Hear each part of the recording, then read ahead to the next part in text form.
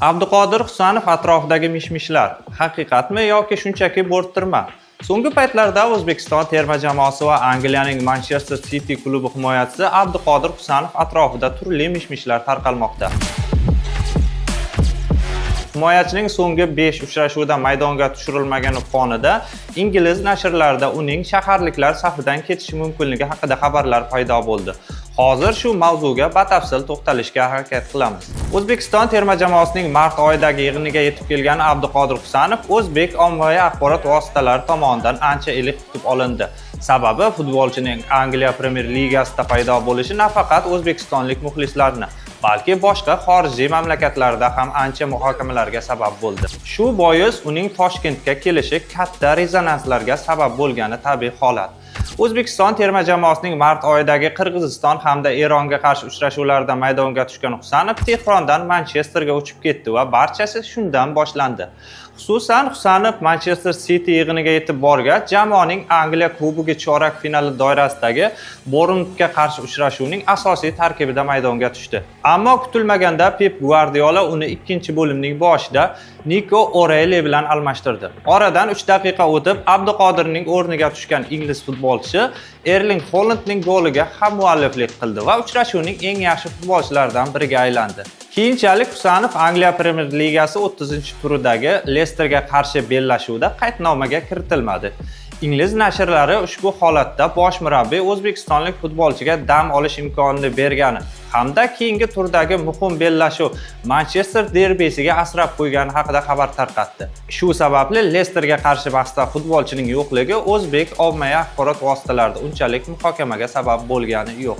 Lekin Husanov Manchester Unitedga qarshi o'yinda ham maydonga tushirilmadi va bu Husanovning personal muxlislarida xavotir uyg'ota boshladi. Shundan keyin futbolchi Crystal Palace, Everton va Aston Villa bilan o'yinda ham zaxirada qoldirildi. Abduqodirning maydonga tushirilmagani hamda uning asosiy raqobatchisi deya qaralayotgan Nico O'Reillyning ketma-ket gollari kiritilishi fonida o'zbekistonlik muxlislar Husanovning Manchesterdagi safari qarigani, O'zbekistonga kelganida uni tadbir olib yurishgani va hatto bloger Abdurahmon Fozilov futbolchining atrofida o'ralashib qolgani bilan bog'lashdi. 23-aprel kuni ingliz nashrlarida Manchester City o'zbekistonlik futbolchini ijaraga berishga tayyor ekanligi haqida xabarlar paydo bo'ldi. Sababi shaharliklar rahbariyati Husanovning ko'proq o'yin amaliyotiga ega bo'lishini istab, uni vaqtinchalik boshqa jamoaga berishni istamoqda. Aslida bu qanchalik to'g'ri? Agar bir tomonlama qarasak, bu ancha oqilona qaror. Sababi O'zbekiston terma jamoasining oldida muhim bahslar turganda yosh va iqtidorli himoyachining zaxirada ko'p qolishi yaxshilik alomati emas. Chunki bu holat futbolchining kelajagiga jiddiy ta'sir o'tkazishi mumkin.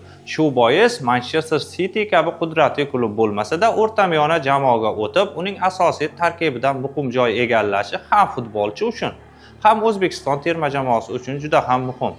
Ammo yana bir muammo paydo bo'lishi mumkin. Bu til bilan bog'liq holatlar. Sababi hozirgi kunda o'zbek futbolchisi uchun eng katta to'siqlardan biri ingliz tilida yaxshi suhbatlasha olmasligi. Agar Husanov Angliya chempionatidagi jamoaga o'tsa, bu yaxshi, chunki Pep Guardiola himoyachining ingliz tilini o'rganayotgani haqida matbuot anjumanlarida bot-bot takrorlamoqda. Lekin Ispaniya La Ligasi yoki Italiya A seriyasida ishtirok etadigan klub bilan shartnoma imzolasa, Abduqodirda yana o'sha holat. Yangi muhit, yangi mamlakat va albatta yangi til bilan bog'liq muammolar paydo bo'lishi mumkin. Shu bois uning boshqa klubga o'tishi ham yaxshi, ham yomon tomonlarga ega. 23-aprel kuni Husanovga oid yana bir xabar paydo bo'ldi. Ya'ni o'zbekistonlik futbolchiga Italiyaning eng qudratli jamoalaridan biri Juventus qiziqish bildirmoqda. Unga ko'ra tomonlar hozirda muzokara o'tkazmoqda. Hatto shaharliklar rahbariyati himoyachini Turin klubi a'zosi Andrea Cambiasoga almashtirish borasida ham o'ylab ko'rayotgani aytildi. Ushbu xabar ommaviy axborot vositalariga sizib chiqqach, o'zbek muxlislari orasida yana o'sha fikrlar paydo bo'ldi. Husanov uchun barchasi tugadi. Yoki Abduqodirni Abdurahmon Fozilov buzdi qabilidagi gaplar urchib chiqa boshladi. Futbolga qiziqadigan muxlislar yaxshi bilishadiki, Juventus qanday jamoa va unda qay darajadagi futbolchilar o'ynaganini yaxshi bilishadi. Shu sababli Husanovning turinliklar safiga o'tishi hech qanday pasayish emas, aksincha yana ham o'sish bo'lishi mumkin. Chunki Italiya futboli anchadan beri himoyaviy o'yin namoyish etishi, Juventus esa doim A Seriyaning top jamoalari qatorida bo'lishi va ular Chempionlar Ligasida muntazam ishtirok etishi o'zbekistonlik futbolchi uchun har qachongidan ham plus bo'lishi mumkin. Ushbu mishmishlar fonida O'zbekiston Futbol Assotsiatsiyasi matbuot xizmati rahbari hamda taniqli sharhlovchi Davron Fayziyev Husanovning oila a'zolari bilan suhbatlashib, uning atrofidagi vaziyatlarga oydinlik kiritishga harakat qildi. Fayziyevning aytishicha, Husanovning tarkibdan chetda qolishi ortida hech qanday salbiy sabab yo'q.